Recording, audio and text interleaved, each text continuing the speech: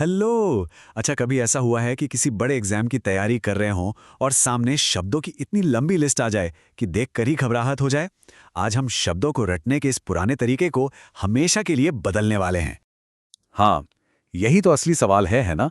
क्योंकि सिर्फ रट्टा मारने से बात बनती नहीं है। एग्जाम के प्रेशर में तो वैसे भी सब भूल जाता है। लेकिन क्या हो अगर मैं कहूं कि इसे सीखने का एक कहीं बेहतर, कहीं ज्यादा स्मार्ट तरीका है? तो इसका सीक्रेट बहुत सिंपल है। शब्दों को अकेले अकेले याद करने के बजाय हम उन्हें आइडियाज की फैमिलीज या कह लें कॉन्सेप्ट क्लाउड्स में ग्रुप करके सीखेंगे। ये तरीका शब्दों को उनके मतलब के हिसाब से जोड़ता है और हमारे दिमाग में एक तरह का नक्शा बना देता है, जिससे उन्हें याद रखना बच्चों का खेल हो जाता है। तो तैयार हैं? चलिए इस सफर पर निकलते हैं। हम इन 5 मेन थीम्स के जरिए आगे बढ़ेंगे।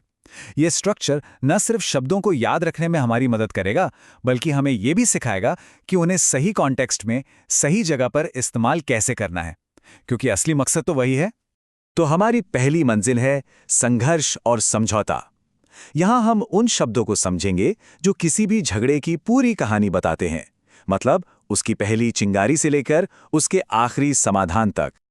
अब इस स्लाइड में जो कॉन्ट्रास्ट है वो कमाल का है। देखिए, एक तरफ हैं वो शब्द जो लड़ाई झगड़े की आग भड़काते हैं, जैसे पग्नेशियस यानी कोई ऐसा जिसे लड़ने का बहाना चाहिए, इंसेंडियरी जो आग में घी डाले, रिक्रिमिनेटरी जब लोग एक दूसरे पर इल्जाम लगाते हैं, एनमिटी का मतलब है गहरी दुश्मनी, डिसेंट यानी असहमति जब मतभेद इररिकंसाइलेबल हो जाएं तो मतलब कोई समझौता हो ही नहीं सकता, और ऑब्स्ट्रेपरस व्यवहार मतलब बहुत शोर शराबे वाला और बेकाबू। और इस आग को बुझाने वाले शब्द कौन से हैं? वो हैं दूसरी तरफ कंसिलिएटरी यानी सुलह कराने की कोशिश। कोई चीज जो ट्रैक्टेबल हो उसे संभालना आसान होता है। अड्रॉइट होने का मतलब है किसी सिचुएशन को बड़ी कुशलता से संभालना, और एज इसका मतलब है किसी का संरक्षण या सपोर्ट। देखिए कैसे ये शब्द एक दूसरे के एकदम ऑपोजिट हैं। अब इस वाक्य को देखिए, ये इंसेंडियरी शब्द को बिल्कुल परफेक्ट तरीके से समझाता है। ये किसी भी ऐसी चीज के लिए इस्तेमाल होता है जो गुस्सा भड़काए, बिल्कुल उस माचिस की तीली की तरह जो सब कुछ जला सकती है। और जहां इंसेंडियरी आग लगाता है, वहीं कंसिलिएटरी उसे बुझाने का काम करता है। इसका इस्तेमाल तनाव को शांत करने और शांति बनाने के लिए होता है ना मजेदार? जब आप ऑपोजिट मीनिंग वाले शब्दों को एक साथ सीखते हैं तो दोनों के मतलब दिमाग में और भी पक्के हो जाते हैं। ठीक है, तो अब चलते हैं हमारे अगले कॉन्सेप्ट क्लाउड पर। ये लैंग्वेज की ताकत के बारे में है कि कैसे शब्द किसी बात को शीशे की तरह साफ कर सकते हैं या फिर जानबूझकर उसे और ज्यादा उलझा सकते हैं। यहां भी देखिए, हमारे पास 2 टीमें हैं। एक टीम है क्लैरिटी की, जिसमें है साइलेंट यानी सबसे जरूरी पॉइंट, टैसिट यानी कोई ऐसी बात जो बिना बोले ही समझी जाए, डिस्क्राइब का मतलब है दूर से किसी चीज को देख लेना, और टर्स मतलब कम शब्दों में पॉइंट टू पॉइंट बात करना। और इसके सामने खड़ी है कंफ्यूजन की टीम, ऑब्फिस्केटरी यानी जानबूझकर बात को गोलमोल घुमाना, डिफ्यूज मतलब बिखरा हुआ, अनक्लियर, इनिग्मैटिक मतलब रहस्यमयी, अपॉक्रिफल यानी कोई ऐसी कहानी जिसकी सच्चाई पर शक हो, हैपहैज़र्ड मतलब बिना किसी प्लान के, विटिएट यानी किसी चीज को बिगाड़ देना, और मूट एक ऐसा पॉइंट जिसका आप कोई मतलब नहीं रहा। ये शब्द ऑब्फस्केटोरी बहुत पावरफुल है। इसका मतलब सिर्फ कंफ्यूज होना नहीं है, बल्कि ये जानबूझकर कंफ्यूजन पैदा करने का काम है। अक्सर लोग ऐसा कुछ छुपाने या जिम्मेदारी से भागने के लिए करते हैं। और इसी कंफ्यूजन के धुंध को चीरकर जो चीज बाहर निकलती है वो है सेलिएंट पॉइंट। किसी भी डिस्कशन में सेलिएंट पॉइंट वो सबसे जरूरी आइडिया होता है जिसे समझना ही है।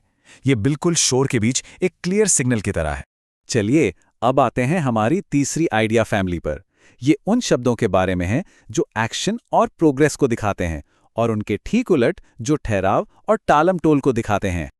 आइए इन शब्दों को एक लाइटनिंग राउंड में समझते हैं।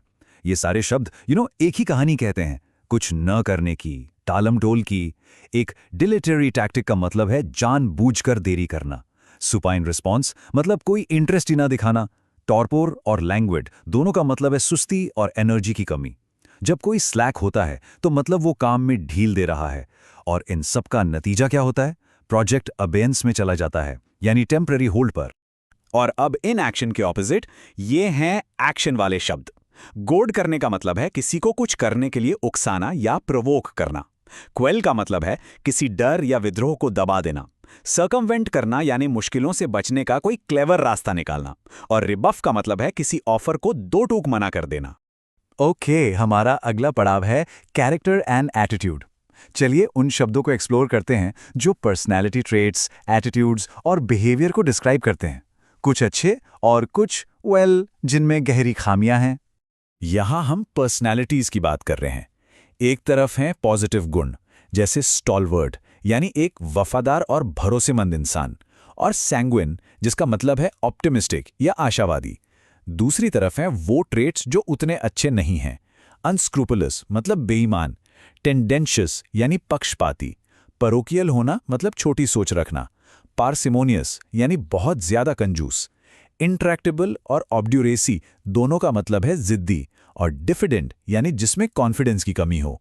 वाह, ये सैंग्विन शब्द का क्या बेहतरीन इस्तेमाल है। इसका मतलब है मुश्किल समय में भी होपफुल और कॉन्फिडेंट रहना। ये वाकई एक बहुत पावरफुल और पॉजिटिव कैरेक्टर ट्रेट है। इंट्रैक्टेबल, ये शब्द इसलिए इंटरेस्टिंग है क्योंकि ये सिर्फ जिद्दी लोगों के लिए नहीं है, बल्कि एक ऐसी उलझी हुई समस्या के लिए भी इस्तेमाल हो सकता है जिसे सुलझाना आसान ना हो, जैसे कि गरीबी। और अब हम पहुंच गए हैं अपने आखिरी थीम पर। इसमें वो शब्द हैं जिनका इस्तेमाल हम जजमेंट देने, सिचुएशंस को इवैल्यूएट करने और भविष्य में झांकने के लिए करते हैं। जब हम किसी चीज को जज करते हैं तो ये शब्द काम आते हैं। एक अनवारंटेड आलोचना मतलब बिना वजह की आलोचना, एक स्पेक्युलेटिव इन्वेस्टमेंट रिस्की होता है, एक रेप्रिहेंसिबल काम की कड़ी निंदा होनी चाहिए, कोई चीज परनीशियसली हार्मफुल हो सकती है यानी धीरे धीरे और छिपकर नुकसान पहुंचाने वाली। एक्सकल्पेट करने का मतलब है किसी को इल्जाम से बरी करना, प्रोस्क्राइब यानी किसी चीज पर फॉर्मल बैन लगा देना, और अगर कोई प्लान वांटिंग है तो इसका मतलब है कि वो अधूरा है। और हमारा आखिरी कीवर्ड है प्रोग्नोस्टिकेट। अब ये कोई तुक्का मारना नहीं है, इसका मतलब है डेटा और एनालिसिस के आधार पर भविष्य के बारे में प्रिडिक्ट करना। ये प्रीसिएंट होने जैसा है, यानी भविष्य को देख पाने की काबिलियत रखना। तो आज का सबसे बड़ा टेक अवे क्या है? यही कि शब्द सिर्फ एक लिस्ट नहीं है जिन्हें रटना है, वो जुड़े हुए आइडियाज का एक नेटवर्क है। जब आप उन्हें इस तरह से सीखते हैं तो वो न सिर्फ आपको याद रहते हैं, बल्कि आप उन्हें कॉन्फिडेंस के साथ इस्तेमाल भी कर पाते हैं। तो अब मैं आपको इसी सवाल के साथ छोड़ता हूं। अब से जब भी आप कुछ पढ़ें या सुनें तो इन नए शब्दों को पहचानने की कोशिश करें। देखिए कि वे आपके आसपास की दुनिया को समझने में कैसे मदद करते हैं। यकीन मानिए, सीखने का यह तरीका आपके नजरिए को बदल सकता है।